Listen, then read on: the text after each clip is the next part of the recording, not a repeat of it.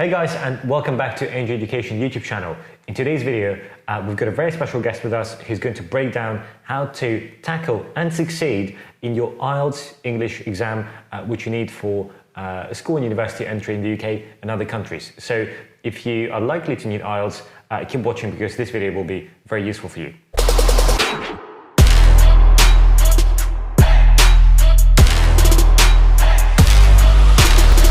Hey, so I'm very happy to announce that we've got a very special guest, George Callaghan. Hi, George. Hello. Good to see you again. Good to see you, Sonny. How's your summer been so far? Well, you know, quite good. Unusually rainy, but still enjoyed it. Hey, the joys of English summer. Those of you who are not familiar with George, George has a very cool YouTube channel, which you can see on your screen right now. I strongly recommend you check it out. Lots of interesting videos there, and I know George posts prolifically. But George is here with us, and again, thanks for making time to talk about IELTS. So just to give you a bit of George's background, after graduating from school in the UK, George went to Oxford University to study history. That's right. George, you then worked as a teacher across several leading private schools in the UK? Yeah, I taught at Owl, for example, probably the best one I worked at, Ampleforth, some others. Okay, and then you also had stints where you worked at schools overseas. That's right. I taught abroad in a school in Romania and in Azerbaijan, and then I became a private tutor in various countries. Before becoming private tutor. Great. So, George, let's just start with the IELTS exam. What is the structure of the exam? Well, it's got the four elements of any proper language exam: reading, writing, speaking, and listening.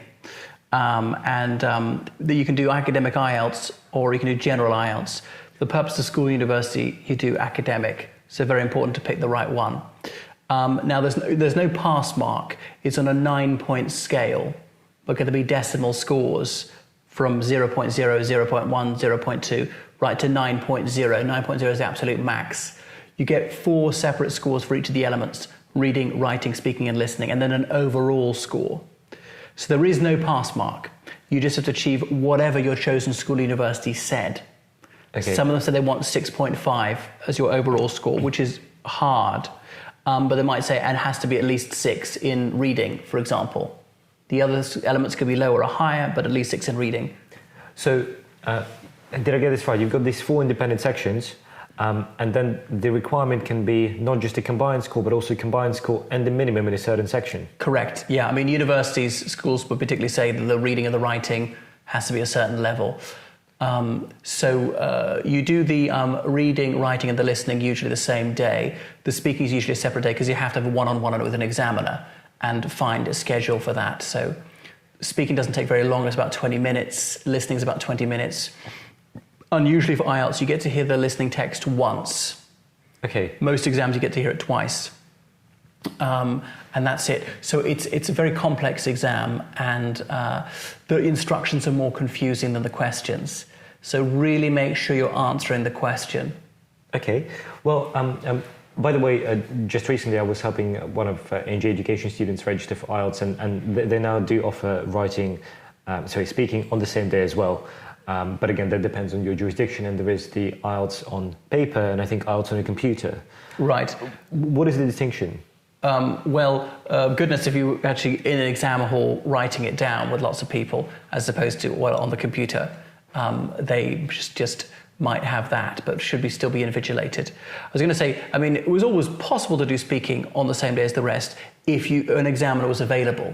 Okay. But because examiners, they're not necessarily available for, hundreds of people could be doing it that one day. So usually you do it within a week either side of the main exam. Got it, makes sense. You can do it any month of the year, right? It's not just once or twice a year that's available. If you're unsatisfied with your result, you can do it again. We have to pay again, of course. No, it makes sense. So there is no refund if you haven't done as well and you want to? No, you got to pay again. Yeah. Again. Okay, great. And George, if we just go section by section, just quickly, you as an experienced teacher, let's start with speaking. So how would you advise your students? What do you do with them to help them prepare for the speaking section? Well, first of all, I'd have to speak to them a little bit and assess their needs. Do they have a broad enough vocabulary?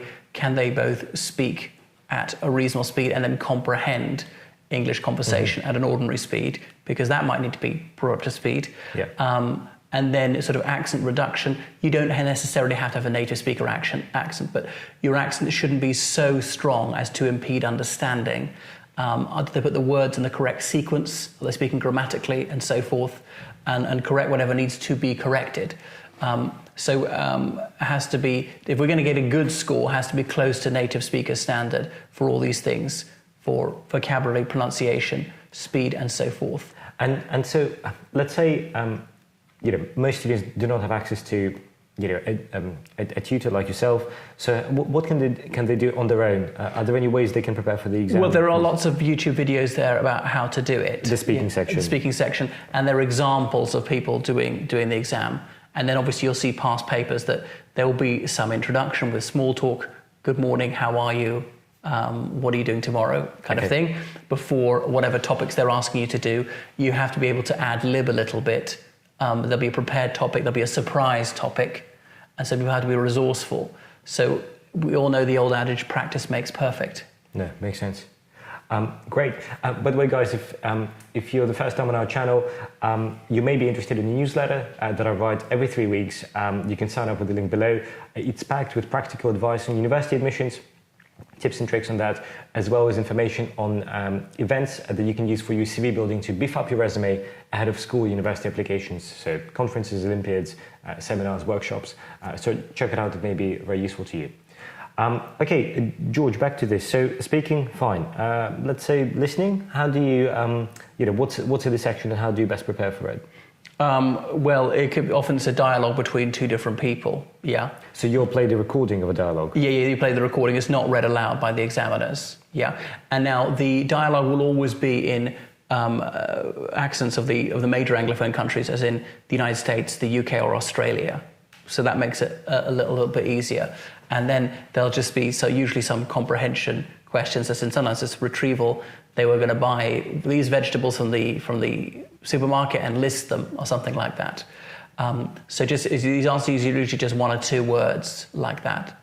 And they won't use slang that's that difficult, very local idiom, which you would be unreasonable to expect a student to know. And as I say, the listening is not very long. It's like 20 minutes at most, and it's broken up into different sections. And so you listen to the tape, and then what? Are you asked questions? No, you're writing it down as you go. Okay, so supposing you listen to a tape for like 4 minutes, you can be doing questions, answers as you go, and there'll be an extra minute silent for you to do anything else you need to do, fill in anything you didn't fill in whilst it's playing. So there are no questions, you just have to copy what you hear? Not necessarily say, what are the 3 vegetables she's buying from the supermarket? Yeah. And then, what was the man's name? Okay. Or something like that. They'll be seldom be longer than that. We're usually not having to write a full sentence, even. Got it. Great. Okay, that's listening. And, reading. Tell us about reading section. Ooh, reading section is quite difficult. There'll be several paragraphs, quite advanced vocabulary. Sometimes trying to put, there'll be a number of different parts of the reading, put paragraphs in the right order or things like that, or instructions about things, stuff like that. The thing is, because it's aimed at something academic, there'll be fairly academic topics and lexis in these. And you've got to answer the question that's actually answered, or that's actually asked. If they said, is this statement true or false? And you said yes, they would count that as wrong, because you're meant to say true. You probably meant true, but you didn't actually write true. I see. Yeah, and then there's an answer sheet at the end. You answer on the answer sheet. So they ask the questions in a deliberately confusing manner. So the instructions are often trickier than the questions themselves. And that's done on purpose? On purpose, because it's supposed to be challenging. I mean, put it this way, I've never known anyone to get 9.0 overall, or 9.0 on any one element. I mean, Even native speakers? I think you'd be hard pushed. There's an occasional native speaker would. I mean, one of my Azerbaijani colleagues, she got an overall score of 8.5, which is just really out of this world. Wow. What's your score? I haven't taken it yet. I'm afraid to. Understood. Okay. I guess this leaves us with the writing section. Yes. So same thing. So various writing tasks, shorter ones onto longer ones. There's not a huge amount you'd have to write. Your biggest piece might be about 10 sentences. like an imaginary email to a friend or a letter of complaint or something like that. So using elements of imagination.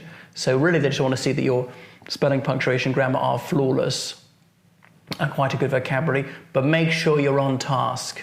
You know, this can't be too creative. No, so you have to answer this specific question. You must communicate the information asked you to communicate. Another thing is, one of my tips is, if you're not sure how to spell a word, you can often find it in the instructions. That's Go with those ones as much as possible. Or sometimes lifting phrases from there because you know there's a grammatical. No, that's very helpful. Great. Well, George, just before we wrap up, sort of, what are your top 3 tips for students who are planning to sit the IELTS? What are your main takeaways? Well, like everything is really preparation. You can't get a decent score if you go in there without having done some past papers. Get yourself plenty of tuition. And really just working on vocabulary, probably more than anything else. Academic style vocabulary, not slang. This is academic IELTS. Understood. Guys, hope you really enjoyed this video. If you did like it, hit subscribe and like the video, because we put videos like this all the time on this channel about education, school admissions, university admissions. And don't forget to check out the YouTube channel of George, which I highly recommend, and it's got some interesting content, and George is working very hard to do lots more videos for his channel, so you should definitely check it out. But for now, George, thank you so much. You're very welcome. Thanks for having us. Thanks for coming and being with us. It was my pleasure, Sonny. Great. Thank you. Cheers. Bye.